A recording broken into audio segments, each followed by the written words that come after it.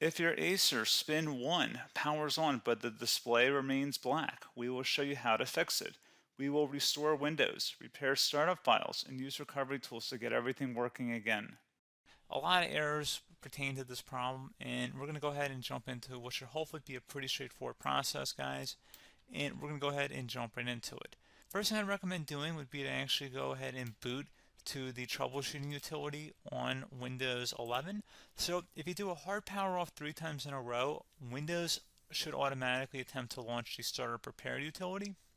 And if it doesn't find anything, it will give you the option to select advanced settings, in which case it will take you to a screen that looks like this.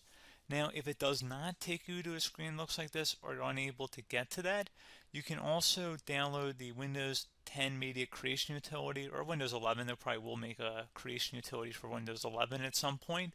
And it doesn't really matter, you can actually run the Windows 10 utility on Windows 11 as far as I'm aware. And you should be able to run the troubleshooting utilities built in within it. So you just would go ahead and download it to an ISO file and then burn it to a DVD or USB. It'd have to be about 4 gigabytes or more. It couldn't be a small USB flash drive, and it couldn't be a CD. It'd have to be a DVD. And then you'd boot your computer from it. So depending on the computer manufacturer, you'd have to tap a different key on your keyboard in order to launch that menu, in order to select what boot drive you want to go off of. So it could be anything between the escape key, F2, F8, F12, for example, and those are the function keys on the top of your keyboard. So you may have to just do a little bit of trial and error. Shouldn't take you more than a couple minutes. Googling it would probably be best before you even begin. But anyway, we're ready to go ahead and jump right into it. So we're on the choose an option page. So these will look very similar whether you're booting from it directly within Windows itself, or if you're plugged in a USB flash drive with the media creation utility installed and you selected the recovery option. So when you are setting up your Windows 11 installation or Windows 10, depending on the drive you're using, there should be an option to repair your computer in the bottom left corner of the dialog window, one of the first screens that comes up. You go ahead and select that, and then it would take you to a troubleshooting screen like you see here. And you want to go ahead and select troubleshoot, reset your PC, or see advanced options. And then there are going to be a whole bunch of options in here that we're going to explore in today's video. The first one, we're going to actually go underneath advanced options and then select startup prepare, fix problems that keep Windows from loading. So go ahead and select that first.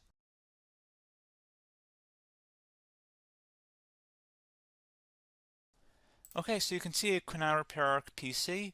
That was our first option we could try.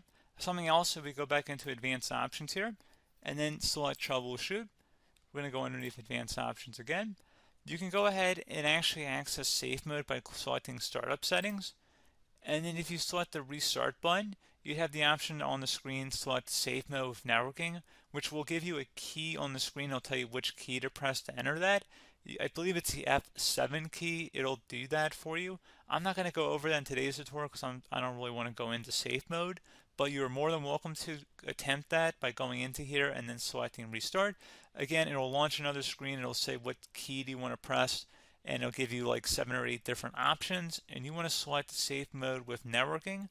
There's also an option for a command prompt too, but that's going to be something we're going to cover later in this video, and we don't even have to go through that in order to access it. So that's why I'm not going to really push for that, because unless you know exactly what's causing the problem, you probably don't need to go into safe mode.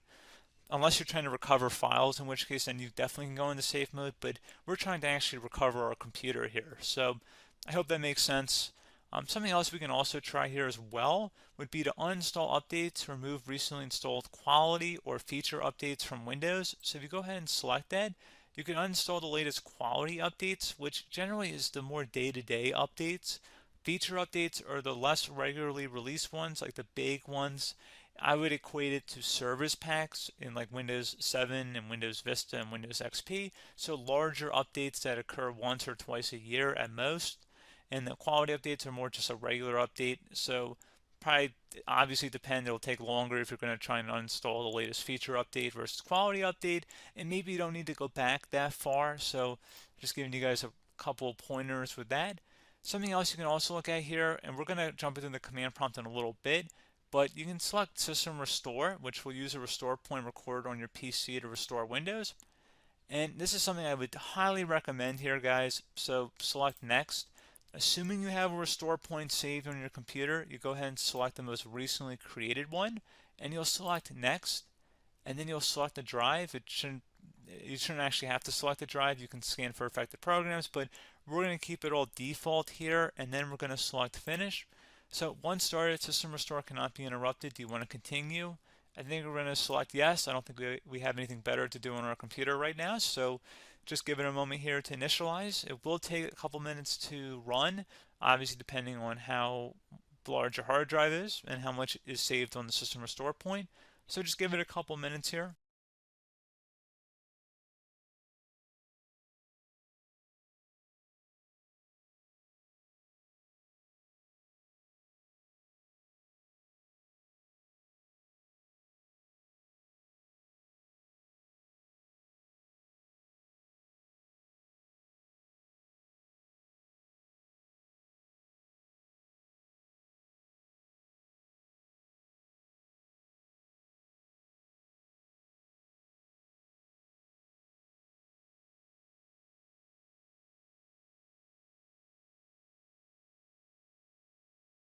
System has been restored successfully.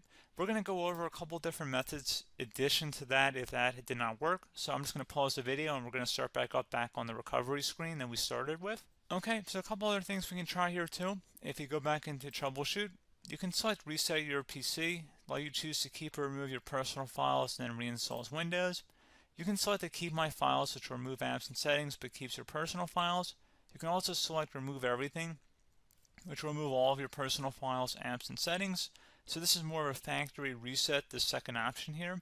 First option, it should not delete all of your personal files. However, it will pretty much clear most of your programs, and keep in mind, there's no guarantee that your information, number one, is even still available and easily recoverable on your computer to the point that you actually would be able to recover anything. And the second point is that there's always a chance that it won't actually recover and it will just do a factory reset anyway. So there's no guarantee that actually would keep your files anyway. So I would recommend trying to get a recovery tool and backing that up first before selecting it anyway. But again, those are a couple different options. And then something else you can try here if you go back to the choose an option. Another option, if you go underneath choose an option and select troubleshoot, advanced options, and now select where it says command prompt. Okay, so the first thing we should do is type our main hard drive here. In most cases, it should be the C drive. So you just do a C colon and then hit enter on your keyboard. So once you're underneath the C drive, we're going to type in dir and then hit enter on your keyboard. It should have program files, users, and Windows all in there. That's how you know you're in the right directory.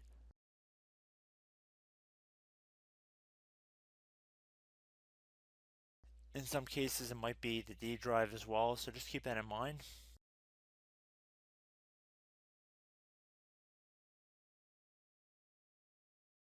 Next thing we're going to do is type in cd space / Windows / system 32 / config, and then you're going to hit enter on your keyboard.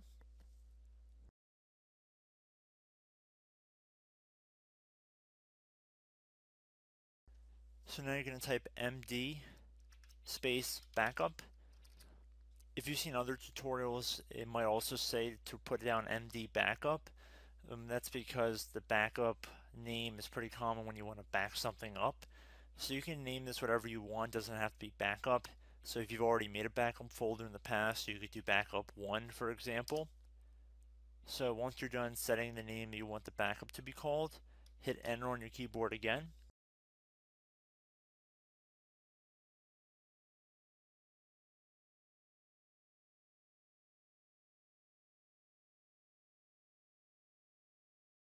At this point, you want to type copy, C-O-P-Y, space. Then you want to do the star symbol above the 8 key. Then do a period or a dot, whatever you want to call it. Then another star sign, and then another space, and then type backup. And then hit enter on your keyboard.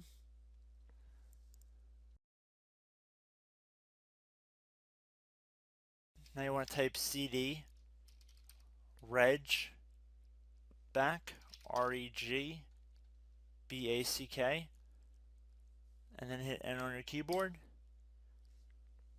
So now that we are under the reg back, so now you want to type dir again, and then hit enter.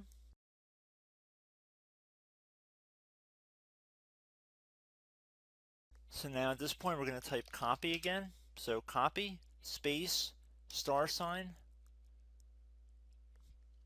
dot, another $sign, space, and then 2 dots. So we're going to type copy, space, $sign, dot, sign, $sign, dot, dot, and then hit enter on your keyboard again. So for overwrite, you want to overwrite all. So type A on your keyboard, so capital A, and then hit enter on your keyboard.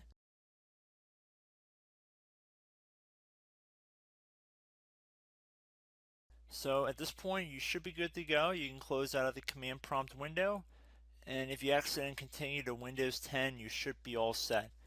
So I hope one of these 3 or 4 different methods we went through in this tutorial helped you guys out.